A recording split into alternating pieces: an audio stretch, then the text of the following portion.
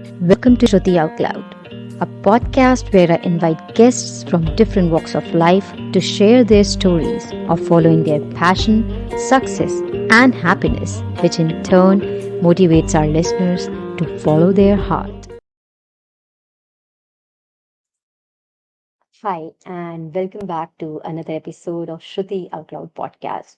First of all, I would like to thank all our audiences, listeners, viewers from whatever part of the world you are in. The point is that you come back to this podcast for things that can find you answers for your life and help you live the life that you want to live. Because, sometimes what really happens is that we get stuck in a loop and we know that, there is more out there, but we just don't know how to reach it. Or maybe sometimes all we need is a little nudge.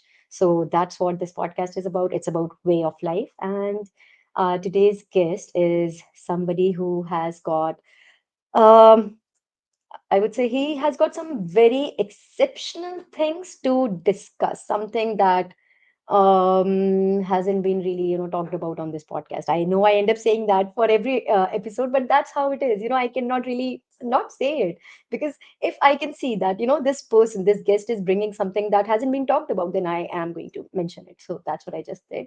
So let me give you a little introduction and then we'll bring him on board and take this conversation ahead. So here we go.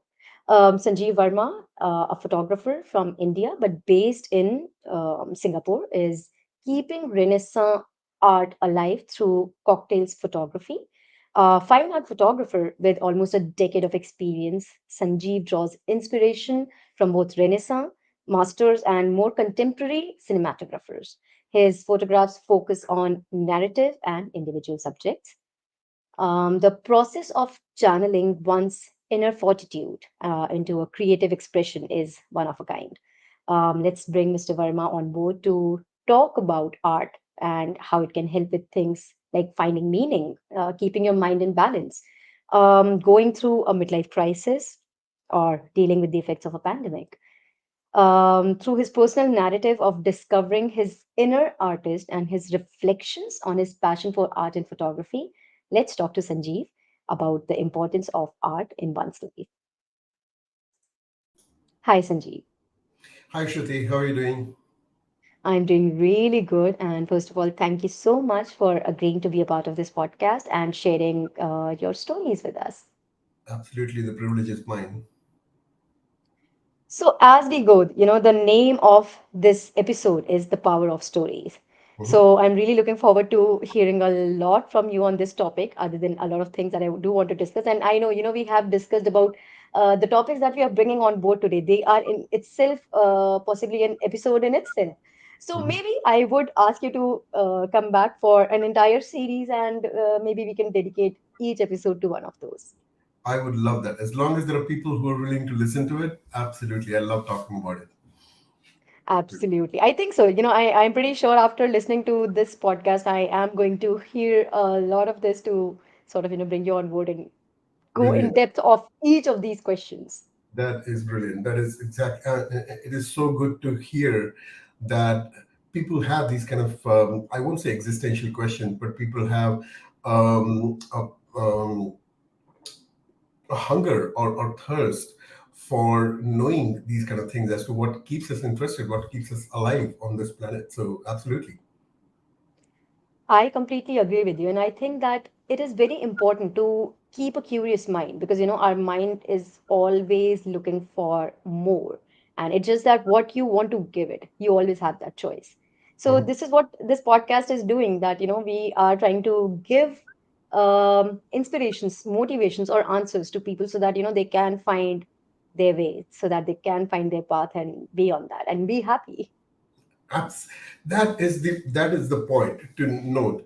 Are you happy right now? If the answer is yes, excellent. If you're not, what are you doing about it? That's the only question that matters in life. Everything else is details, and details can get sorted out. Yes. So here, I would like to share one little thing. So my father, he would just ask that whenever we are in a situation, wherever we are, he would just ask me or my cousins or anybody and everybody, he would just ask that, are you happy? Mhm. And if your answer is yes, then he would be like, okay, you know what? That's all is required. I Yes. won't ask you anything else. I won't, push you or force you to do anything else as long as the answer is yes. He is a wise man. Absolutely. It took me about, whatever, 48 years, 49 years to understand that question. But I'm glad I finally did. Absolutely. That's the Yeah, only question that matters when it comes to exactly. yes. Yeah. So I think, that's what we got from him, me and my siblings, all of us. So we Mhm. know that the joy comes from within, first of all. And yes, that is the only parameter that you should be living up to. Nothing else, what others are thinking, what others are doing, how others are doing it, none of it matters. Just, are you happy? Absolutely. Spot on. That's a brilliant, brilliant way to get it forward in this particular podcast. Great. So, Sanjeev, I have given a little introduction about who you are and what is it that you do, but I would also like for you to tell us in your words about your journey a little bit, and so that we can keep moving ahead from there. Okay. Brilliant. I'll love to talk about myself. So, I mean, I am like a average Joe. I'm basically an engineer. I did my MBA afterwards. I still am working in a corporate job. I've held various global and regional positions. So yes, I've got some fancy titles to go along, but my heart lies in storytelling.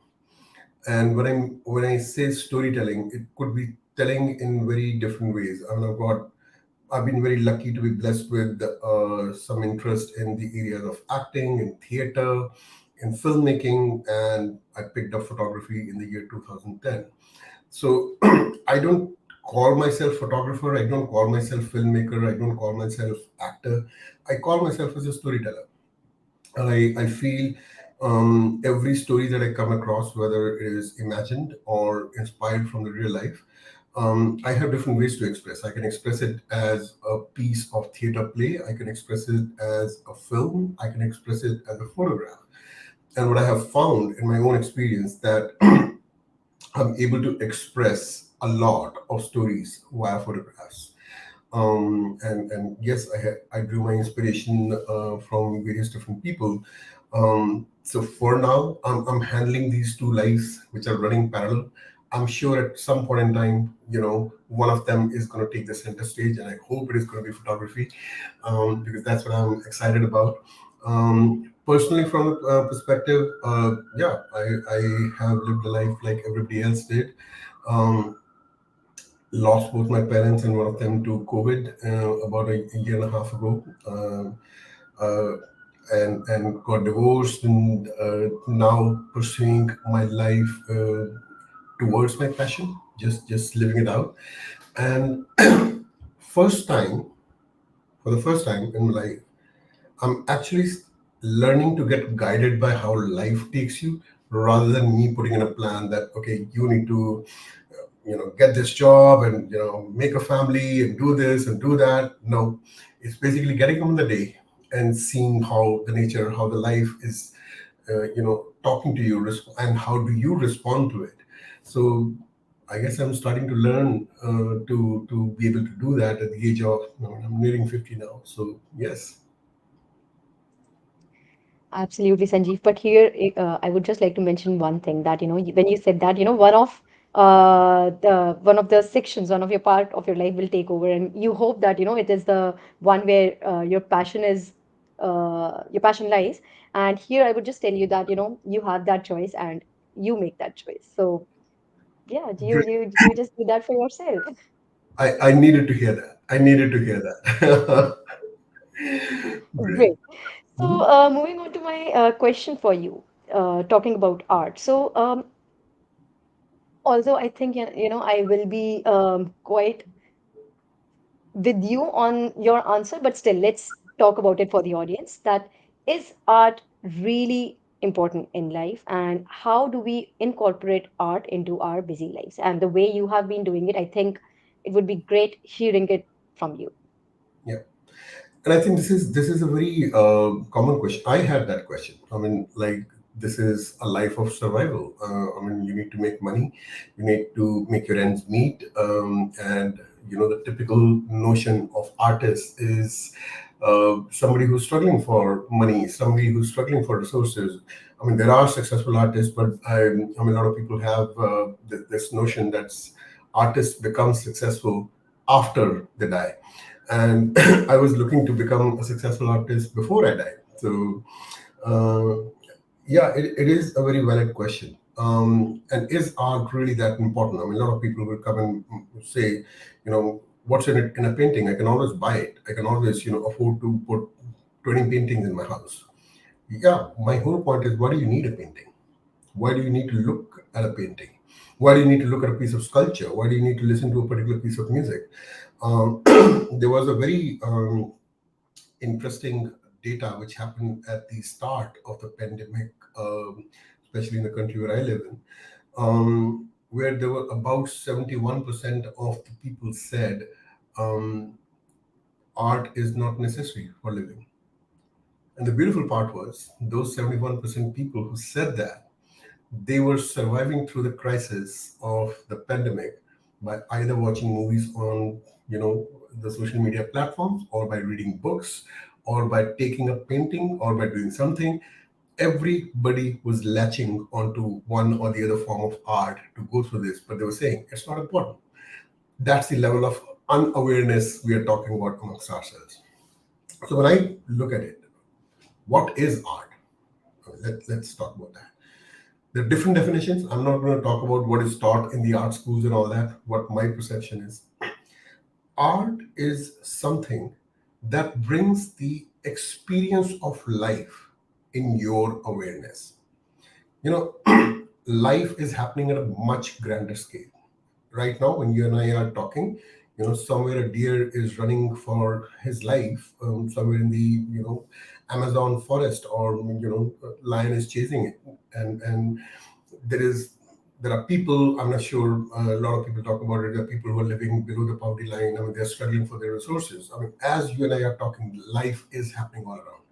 Is everything in our awareness? And when I say awareness, I'm using that word in its deepest sense. Awareness is not, I know, so many billion people are doing this and so many billion people are doing that. That's knowledge.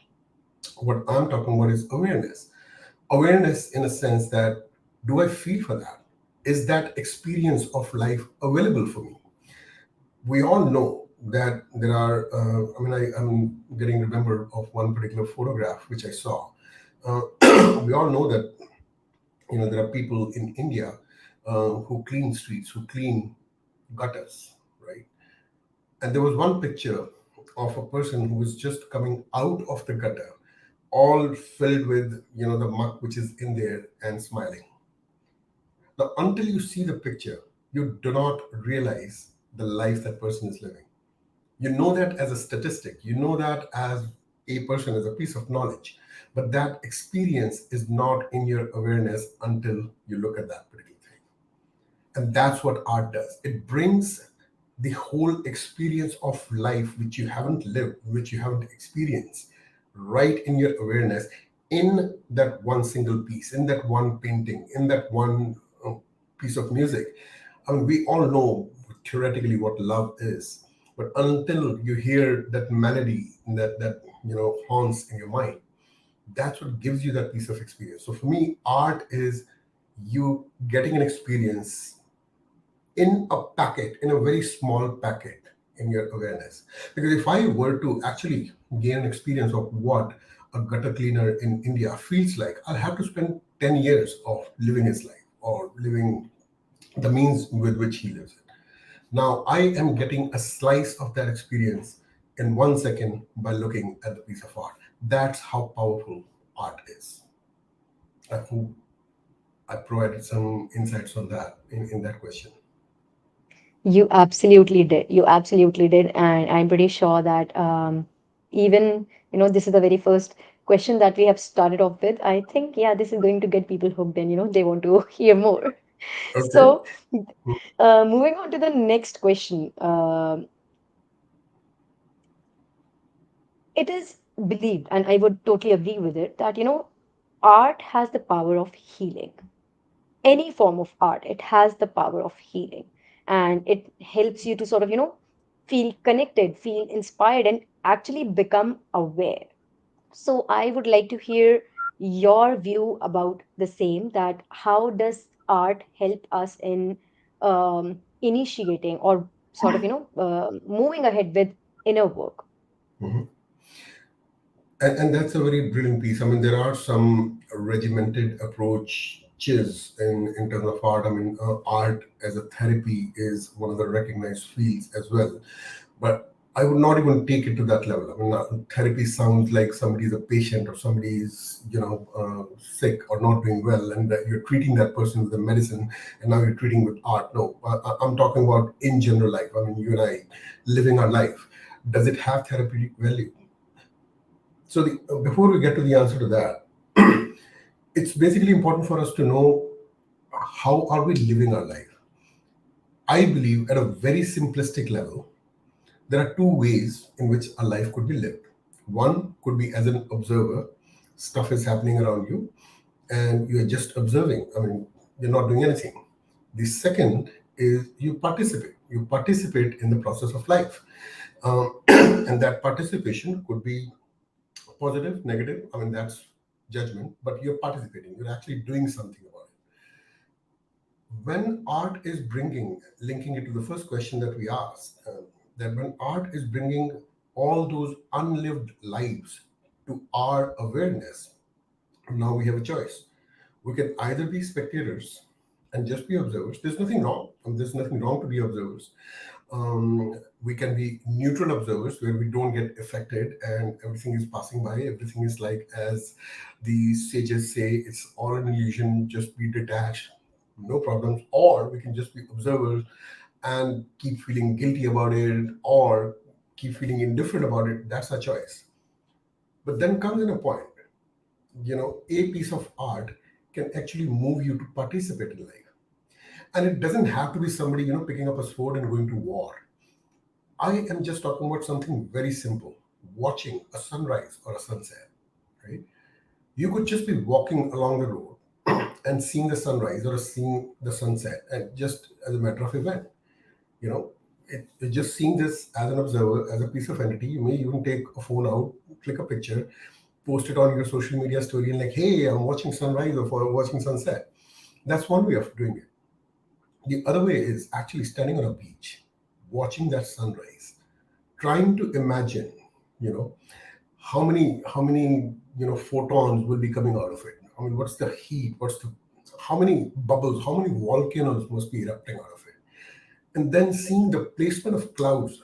I mean, clouds are needed to make that sunrise look spectacular. Watch a sunrise on a day when there are no clouds, and watch the sunrise when there are clouds. Like, actually seeing how those cotton pieces of bubbles are required to make a sun look gorgeous, right? Even that act of, very proactive viewing, observing, is participation. You're participating in sunrise, you're participating in sunset. So it doesn't have to be a huge action that you have to take. It just could be, you're bringing your own perspective, you're bringing your own, vision. You're adding to the art which the Almighty or the bigger power has created in front of us. Art has that power, and if that power is available, I am absolutely sure that this power can be leveraged to to address some of the issues that we are facing, to look at some of the limitations we have believed ourselves into, to look at a lot of other um, areas of life that we can look into. So I mean, we everybody knows that. I mean, people say that whenever you're feeling a little down, just go and take out a bike or just go and walk in nature. What happens? You're just walking. You can walk anywhere. It's just that we start to learn to participate in the process of life. Art has that power to make you do that. And if art has that power, maybe the boundaries of art can be expanded to make people participate in the process of life in a way that it can empower them, it can inspire them. That's where I'm going with the art.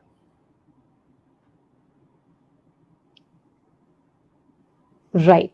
So, okay, Sanjeev. So here, this brings me to the name of our episode, and I would love for you to possibly, narrate a story or two wherein it sort of, it touched you, it touched your heart, or something small, something big, whatever it was, but just to show the what we actually mean when we say the power of story. So I want you to narrate something which is very personal to you. I mean, I don't want you to go like very, very personal and something that you don't want to share, but something that you can share, obviously. But basically to explain that point. Sure. I mean, and this is going to be one very tough question for me to answer because I live in stories. I probably will have 10,000 stories to tell. So to pick out one or two is going to be a little bit tougher. But there are two instances which come into my mind.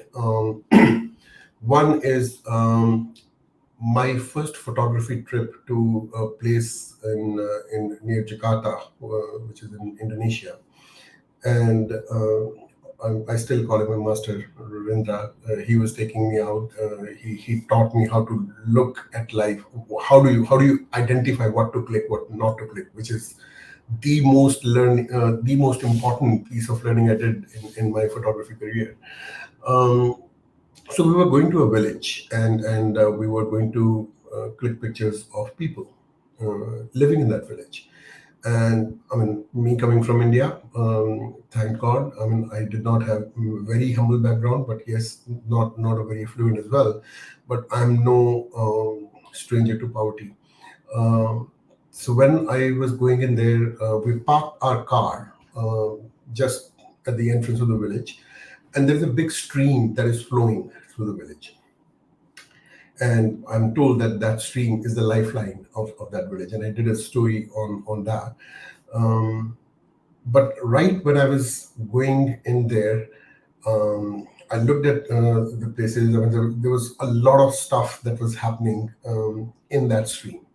So there was somebody who was answering nature's call, sitting inside that. So this is going to be a little bit disturbing picture, but I do want to tell that because it had an impact on me. And then in the same river, there was a lady sitting collecting water from that river, which she's going to take home to cook the food in. In the same river, there is a buffalo taking a bath. There are kids running amok. And then there is a guy who decides it's a good idea to take his bike while he's driving right inside the mirror to give it a wash. All of that is happening at 7 in the morning in the middle of that village. I get that. I understand that. My observer mind is like, okay, good. I don't like it. It's not a place. I thank God I'm not a part of it until I see my master rolling his pants and jumping into the water and say, "Come inside. That's where we're going to click the photos." And I'm like, no. I do have a strong aversion to unhygienic places, and I was like, there is no way. If I need to throw my camera away, I will throw my camera away. I'm not jumping into that water. And my master said, okay, I'll wait because you are jumping in, you are coming in because that's where the photos are. And he did make a remark which I still remember, that all you big city folks, because I used to live in Singapore at that point in time, all you big city folks, you think that you can hang a camera by your neck and you'll just go around the big buildings and the great pictures will suddenly appear in front of you. No, you have to work for it. So come inside. So when I, so I also told him, bugger off. I'm not coming. 10 minutes passed. After 10 minutes, I go back there. He's still standing in there, very patiently waiting for me.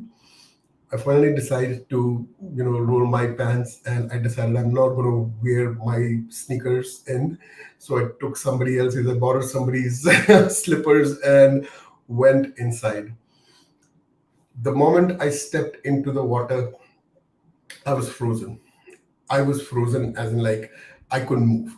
I mean, I didn't know where my camera was. I just hoped that the camera is not falling into the water. I did not want to know what was touching my feet. I did not know what I was stepping on. I just could not breathe. And my master told me, take your time, feel comfortable here, and then we'll start clicking pictures. Those 5 minutes, they gave me the information of what life could be when you have limited resources. I mean, it's the same water where I am coming and clicking some fancy pictures. It's a lifeline. I mean, somebody's going to drink it. Somebody's going to bathe in it. Somebody's going to cook food in it. Somebody is washing their, cattle in it. The whole life depends on it.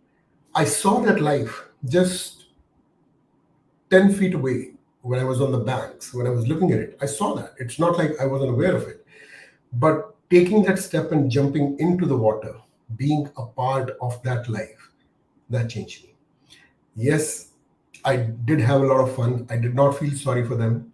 I could not feel sorry for them. I mean, how can you feel sorry for a bunch of kids who are just running amok in water? I mean, they're climbing on top of the buffalo and they're making fun with it. They're laughing, they're smiling.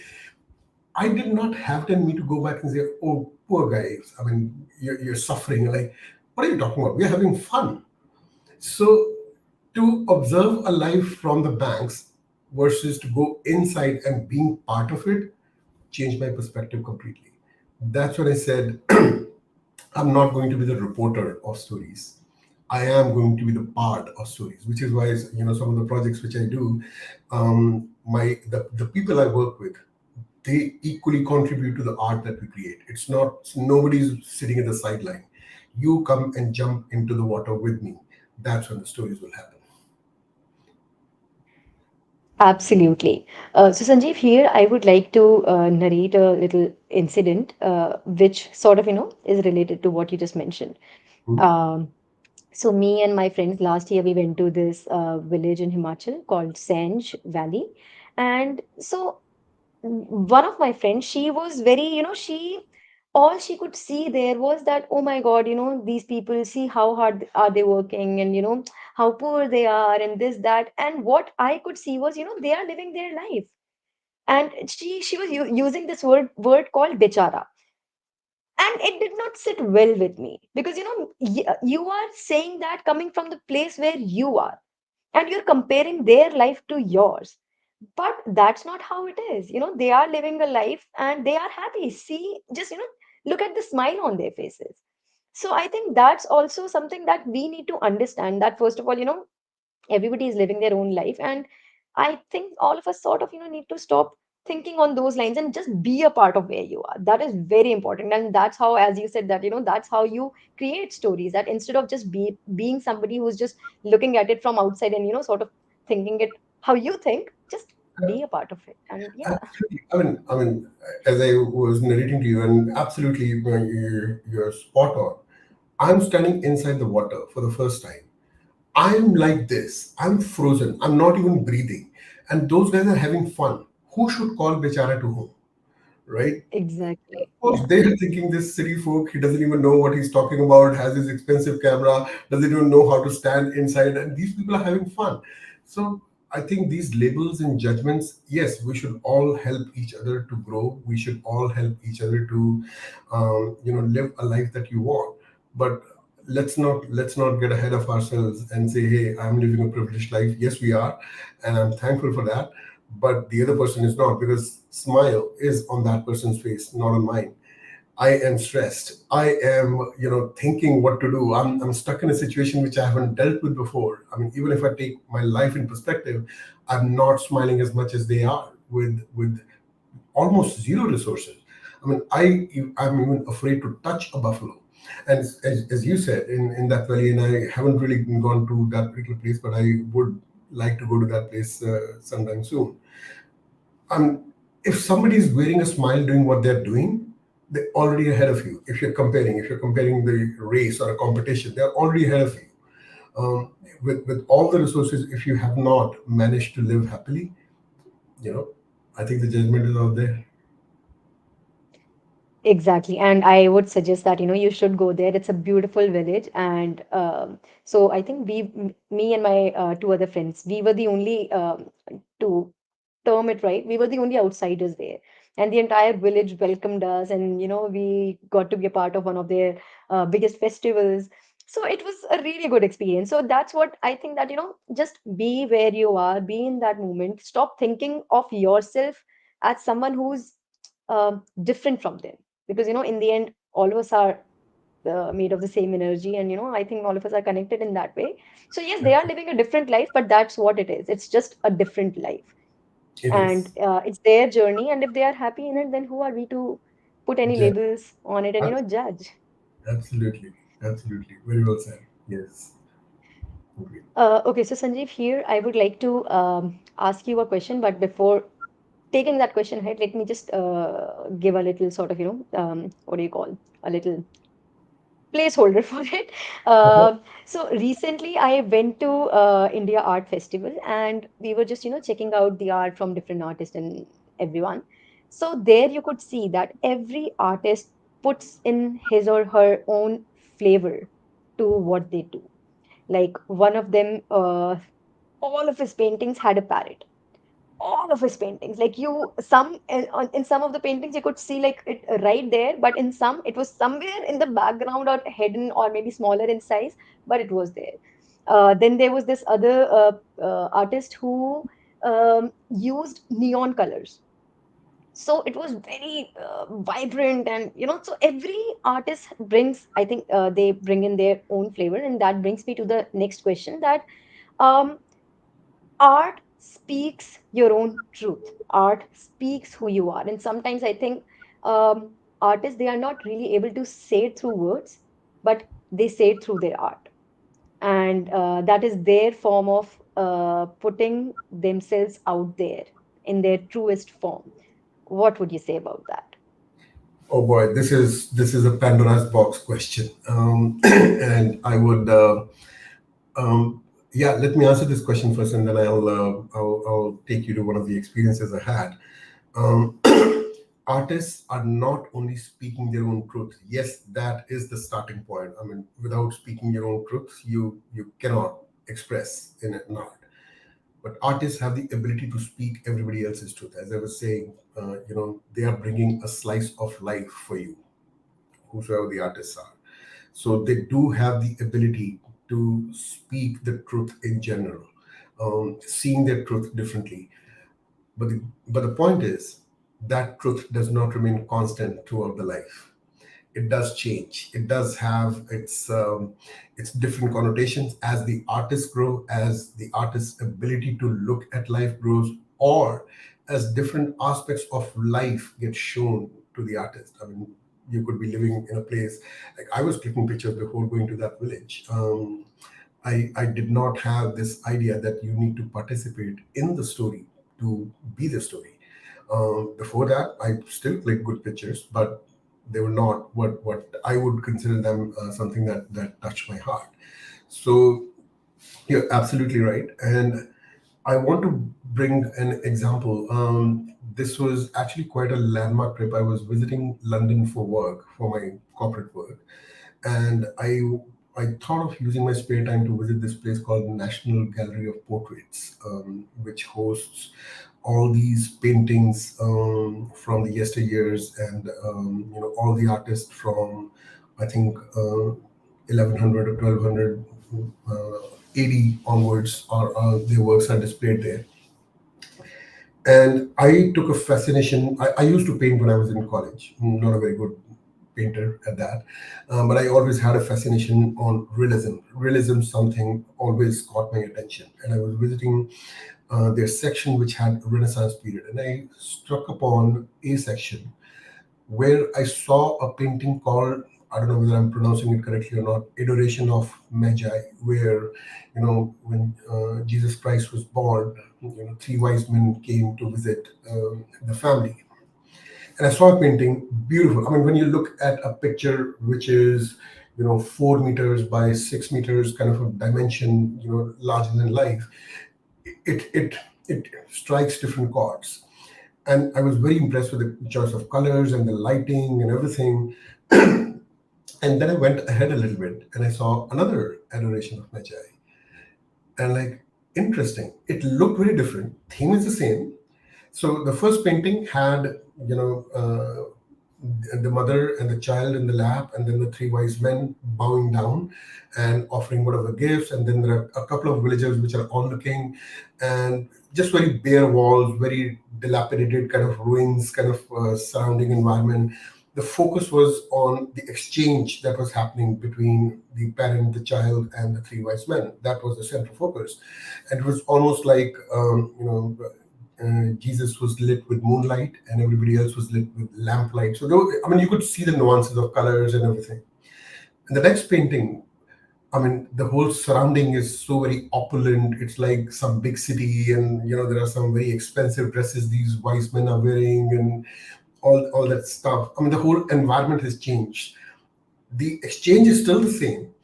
The One of the wise men, I think, is standing in this picture, and one of them is kneeling down.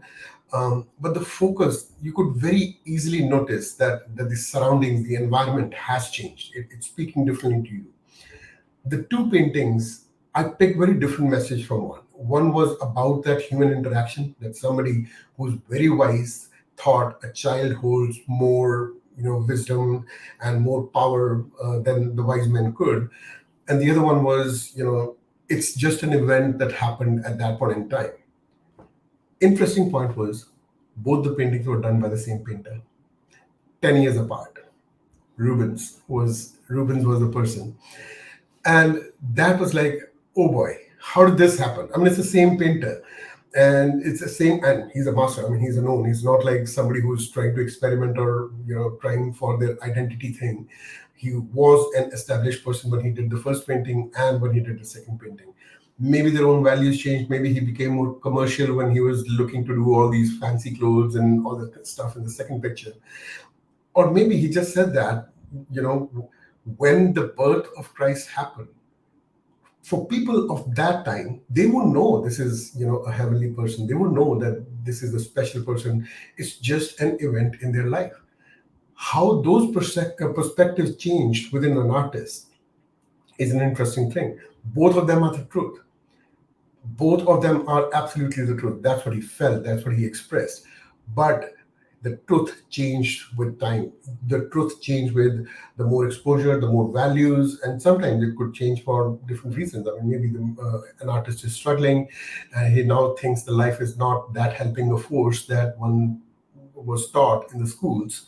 And maybe the values changed more toward pessimism. Who knows? That's their truth, and that's how they're expressing themselves. So it was very interesting thing. I thought I could bring it on this table to showcase that nothing is constant, not even an artist's purview. That's so true. Thank you for sharing this example, sharing this story that you actually lived, and because it gives us the understanding that yes, this is how it is. Life is always changing for everyone, even an artist who say constantly you have been seeing or maybe listening to his art, whichever art form it is, and then yeah, maybe he has sort of learned some new things or maybe unlearned a few things, Yes, and yeah, the art form changes. absolutely, it does, and that's the beauty of it. In fact, I think when we start to get into the field of art and start to live with it, start to participate with it, we start to see the biggest cause for our stress in a normal day life is we're trying to keep things constant. We're trying to keep things, last long, even when they don't make sense. I mean, from God's perspective, I mean, if we look at seasons, the spring comes. You cannot make spring last forever. If you make the spring last forever, you're dealing with stale spring all the time. I mean, yes, first 3 months will be fantastic. The autumn has to happen. That fall has to happen for the next spring to be even more beautiful, even more fragrant. So I mean, staying the same, and that's what is causing a lot of stress for us, because we are trying to keep the spring on all the time. We're not tasting the I mean, the taste of the different flavors which are meant to happen, which are meant. I mean, it's nature. That's its course, and yeah, it's very important to know that difference. I totally agree with you on this. So this actually, brings me to what I want to ask you next. So I have met artists from, say, different forms, and from my observation, what I've seen is that, ego is a huge part of everyone's life, and artists are also not. They are also not. They also cannot stay away from it, and Absolutely. sometimes that, I think this is my also my personal observation, that sometimes because of that the growth sort of, it just stops, because you start thinking that, oh my god, I'm doing the best, and this is, yeah, yeah, this is perfection, this is perfect, Mhm. and they stop being vulnerable, and I think that's when they stop growing. I mean, and even as an individual, I think that happens with me as well. So that's where I have to tell myself, okay, no, you know what, this is not it, there's a lot more to learn. So stop thinking like that and start learning. But a lot of time, because artists, they sort of, if they have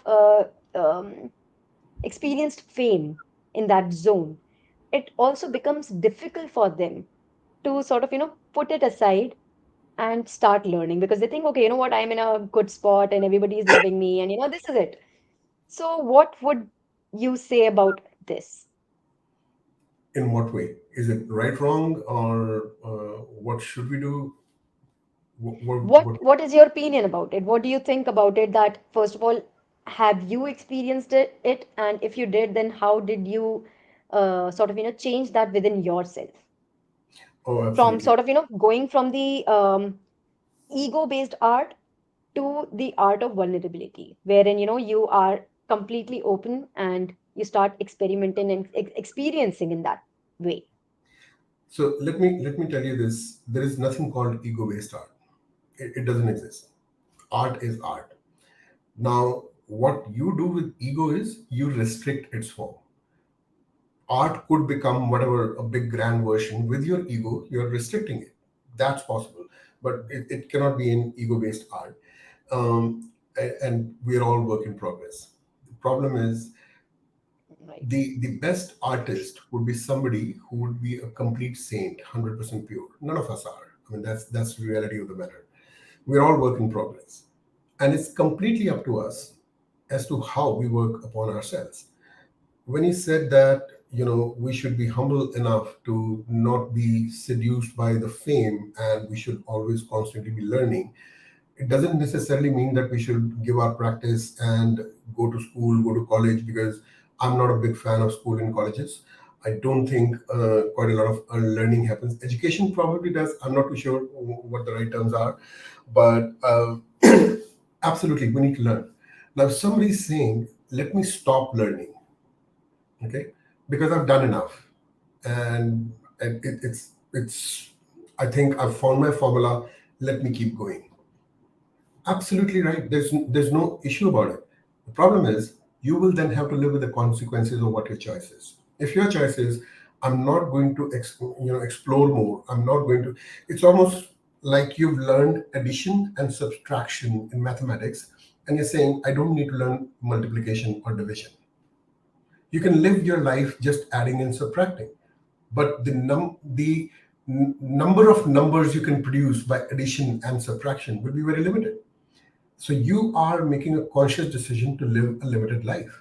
You know, you can, if you only know adding and subtraction, and you're given two numbers, 2 and 7, you can only make 5 or 9 out of them. You cannot make 14 out of it. You cannot make 3.5 out of it.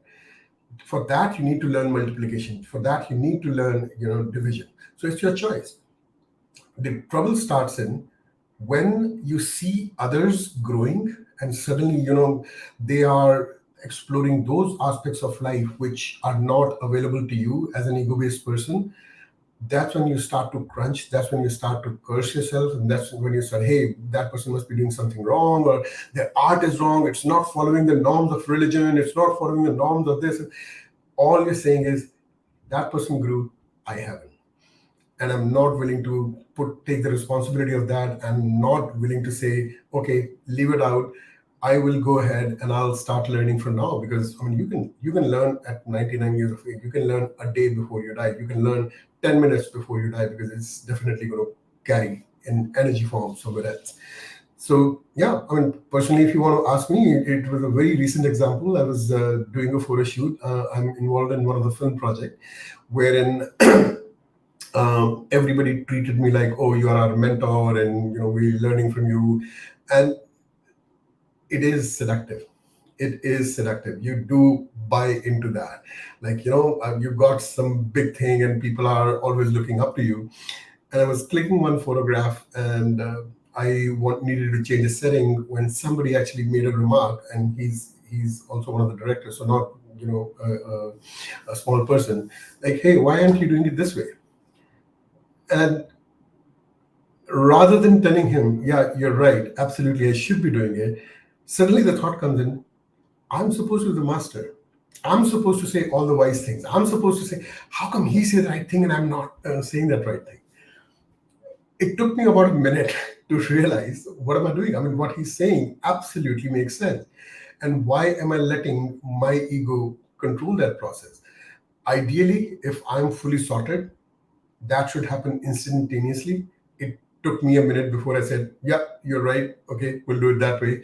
Um, in the end, if I didn't do it that way, if I was not open to learning, I would have, lived with the consequence of that particular choice, wherein I would have come back with the photographs which would have missed that opportunity.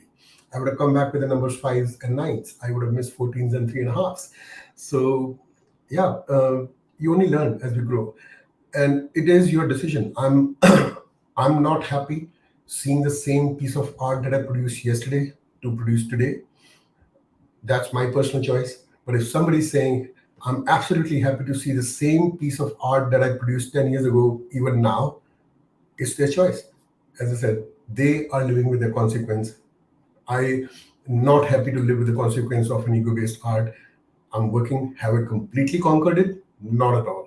I'm probably on that journey, but it is worthwhile, and it is something I want to keep going forward on. Absolutely, Sanjeev. Thank you, first of all, for being so honest about all the questions that I've asked and, sharing all the stories. And so basically, this episode has been about talking about the topics, but with live examples. So I have to say that, I am very thankful to you that you have been very, very honest, that this is how it is, and this is how you feel, and this is what you saw, and this is what you learned. So I think, yes.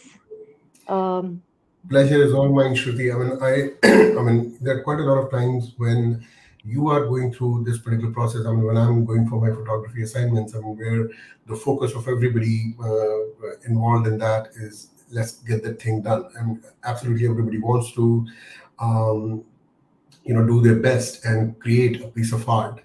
But then along the way, when you pick these kind of things, you always want to share it with people.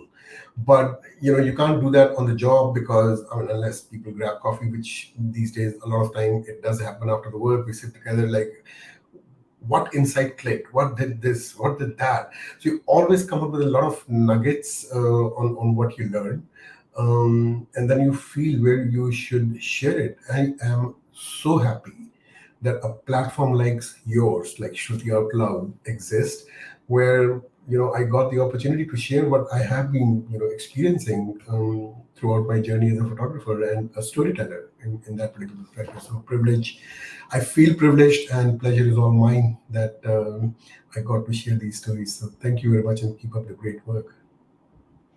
Thank you so much, Sanjeev. And I know that, currently in this episode, we have mostly touched all of these topics. And I'm pretty sure that if we sit together and possibly, just pick one topic for each episode, I think we'll be able to bring a lot more on board. So Absolutely. I would, And I think we'll see how the viewers of this episode connect with it. And as I said, there are limitless possibilities. You pick one leaf, and you suddenly discover right, there's a whole forest, lying behind it. right, And so you can go as deep in this as possible. And I'm not the only person. right.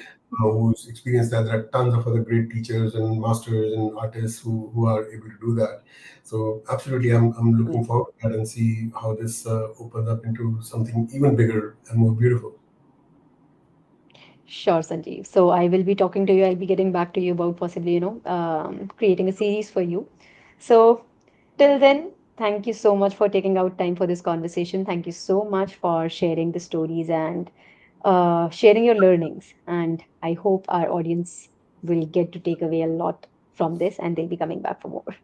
Thank you. Absolutely, I took a lot from it. So thank you very much for hosting. Really appreciate it. Have a Thank good you. day.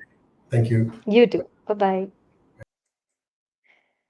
So, guys, thank you so much for listening or watching the entire episode. And I am definitely thinking on the lines of, bringing Sanjeev back for a series. So let's see how that goes. Till then, keep living a wonderful life, keep inspiring people, keep getting inspired because, that's the way to go ahead.